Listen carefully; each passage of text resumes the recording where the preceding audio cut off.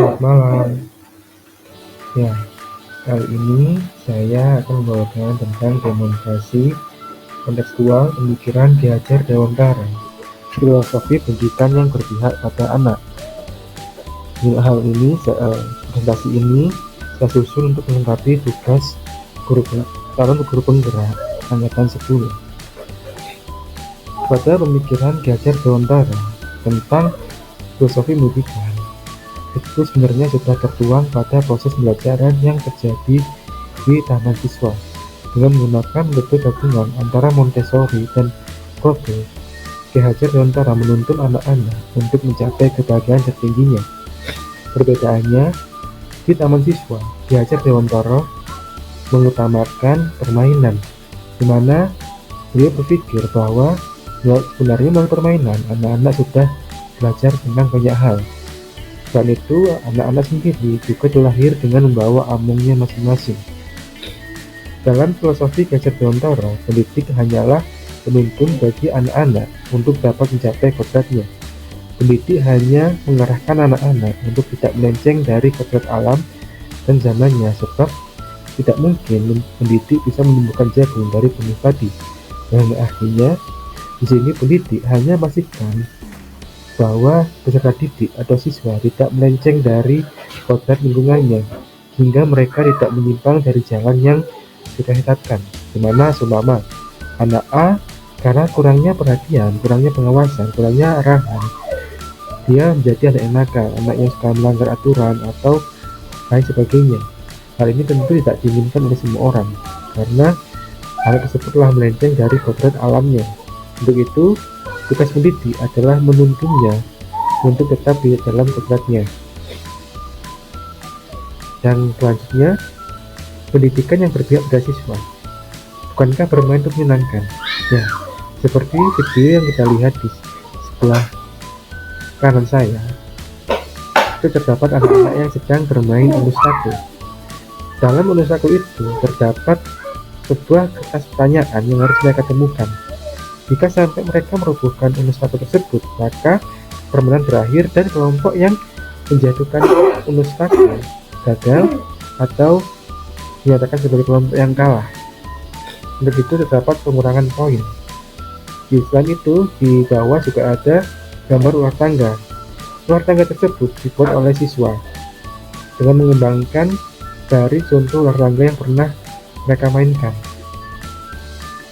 Nah, pendidikan yang berpihak pada siswa merupakan pendidikan yang menyesuaikan dengan tingkat tumbuh kembang siswa.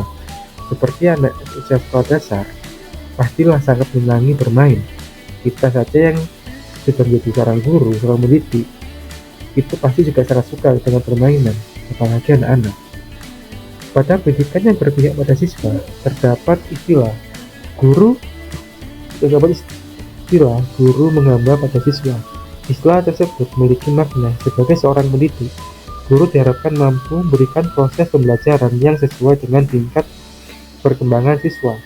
Seperti usia anak SD yang masih senang bermain, seorang guru yang menyusun kegiatan pembelajaran yang berpihak pada siswa dapat mengemas pembelajaran tersebut semenyenangkan mungkin, dengan contohnya menyisipkan permainan atau mengintegrasikan pembelajaran tersebut dalam permainan. Guru juga diharapkan dapat memahami karakter siswa sehingga dapat menuntunnya sesuai dengan kodrat alam dan kodrat zamannya. Bagian terakhir, guru harus memahami potensi yang dimiliki siswanya, sehingga guru tidak memaksakan siswa untuk menjadi atau siswa tersebut menjadi bunga anggrek sementara dia telah melakukan. Artinya, seorang pendidik tidak seharusnya memaksakan siswa yang dia memiliki potensi pandai dalam matematika, namun dia tidak pandai dalam bahasa Inggris, tapi kita maksanya untuk pandai dalam bahasa Inggris. Kita tidak bisa seperti itu, karena itu akan membebani siswa. Yang bisa kita lakukan hanya mengarahkan saja, menuntunnya, supaya dia mengenal. Kita tidak bisa memaksakannya seperti anak si C yang pandai bahasa Inggris. Harapan dan upaya pendidik. Harapan dari penerapan pendidikan sesuai dengan filosofi pemikiran Ki Hajar Dewantara. Siswa dapat memiliki kemerdekaan dalam belajar, dan artinya mereka dapat memilih atau mengikuti pelajaran seperti yang mereka inginkan. Mereka tidak harus terkungkung dengan aturan-aturan kurikulum lama, yang dimana mereka harus menguasai semua hal. Siswa dapat mendapatkan pendidikan sesuai dengan zaman dan alamnya. Artinya, siswa mendapatkan pendidikan yang faktual, tidak terkungkung dengan pendidikan zaman dulu, di mana zaman dulu siswa hanya menerima transfer ilmu, padahal pada teori konstruktivisme hal itu tidak dapat dilakukan. Kenapa? Karena siswa akan mudah lupa jika mereka hanya mendengarkan gurunya. Siswa lebih mudah mengingat saat dia mengikuti atau merasakan hal yang serupa. Dengan kata lain, melalui teknologi, melalui perkembangan zaman, guru mulai dapat mengajak siswa untuk berperan aktif dalam pendidikannya, dan alamnya maksudnya adalah dengan sesuai dengan kodrat lingkungannya, sesuai dengan norma-norma yang berlaku di lingkungan tersebut. Siswa dapat tumbuh dan berkembang sesuai dengan potensi dan keunikannya. Dengan kata lain, sebagai pendidik, kita harus menghargai potensi yang dimiliki siswa, kita memaksakan mereka untuk seperti si A, si B, dan si C, dan kita harus menghargai keunikan siswa tersebut.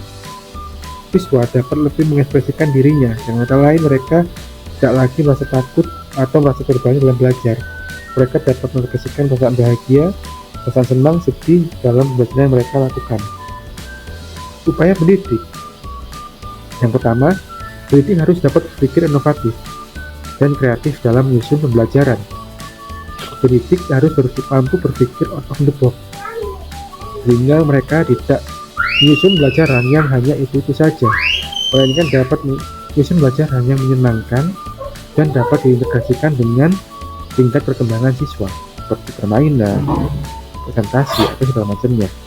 Pendidik tidak boleh bosan dalam mengembangkan kemampuannya dengan mengikuti pelatihan, diskusi dengan rekan sejawat, atau studi banding pada sekolah lain. Studi banding dengan sekolah lain, terutama sekolah yang memiliki inovasi berbeda dengan sekolah-sekolah yang pada umumnya, itu adalah hal yang penting supaya kita bisa mengetahui apa saja kelemahan kita, apa saja yang bisa kita kembangkan dari pengetahuan kita sekarang ini, seperti itu. Yang ketiga, pendidik selalu memegang teguh semboyan pendidikan, seperti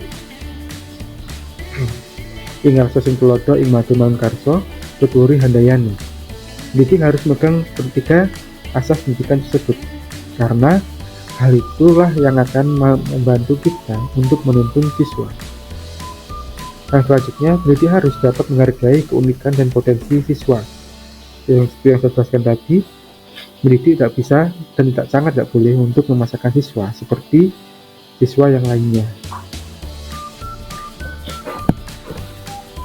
Penerapan model pembelajaran seperti pemikiran Gajar Lontoro sejatinya telah saya terapkan dalam kegiatan pembelajaran di kelas sejak saya menjadi seorang pendidik. Melalui metode game-based learning, saya mengintegrasikan kegiatan belajar siswa dengan permainan. Selain itu, saya memberikan kesempatan pada peserta didik untuk mendesain game yang diinginkannya. Hal itu untuk mendorong potensi kreativitas yang dimiliki oleh siswa. Di sini dapat kita lihat siswa-siswa yang bermain bertangga dan obstacle. Dan selanjutnya, melakukan percobaan, kotak misteri, dan lain sebagainya. Di sini kita bisa lihat mereka sangat senang dalam belajarnya. Hal yang menyenangkan ini akan mudah mereka ingat, dan hal yang menyenangkan ini juga tidak akan membebani pikiran mereka, dan mereka tidak akan merasa seperti belajar. Hal itu yang diharapkan oleh Gajar Lontoro dengan menyusun proses pembelajaran di taman siswa. Siswa dapat senang dalam belajarnya sehingga mereka tidak merasa bosan. Sekian dari saya. Pesan terakhir dari saya yaitu setiap anak itu unik. Hargailah keunikannya dengan tidak percaya yang sama seperti kawan-kawannya. Sekian, terima kasih.